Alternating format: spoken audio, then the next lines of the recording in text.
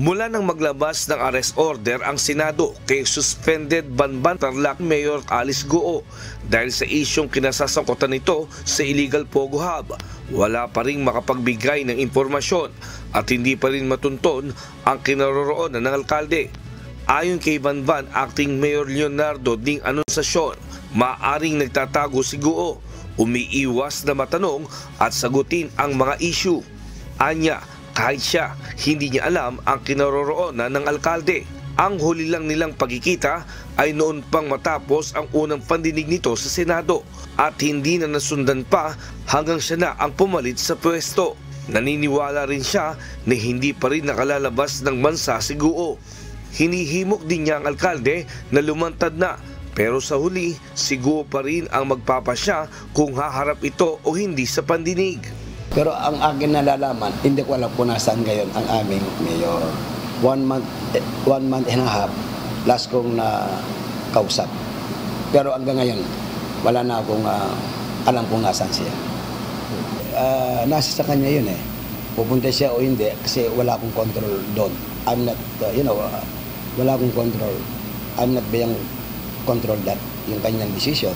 Paliwanag pa nito, wala siyang alam na may nangyayaring illegal Pogo operation dahil ang nag-aprobaan niya nito ay si Mayor Alice Goo.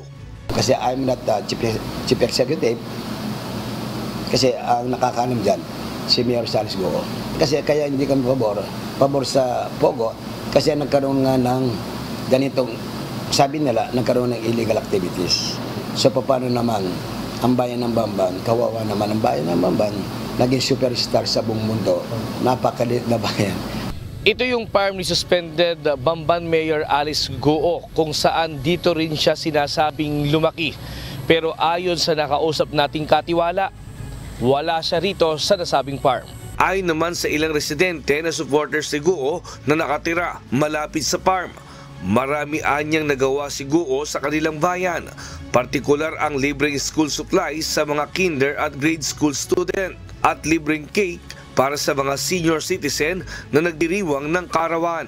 Pero ang pakiusap lang din nila, lumitaw na rin ito sa pandinig ng Senado para maging malinaw kung ano talaga ang totoo sa ibinabato sa kanya.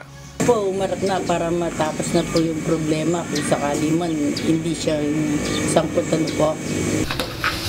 Mayor, kung pwede lang po, harapin nyo na lang yung ng Senado para malilinis na yung pangalan nyo. Alam na namin na matutulungan kami dito sa bayan ng Bamban. Mabait naman po kayo kaya lang, siyempre harapin nyo na.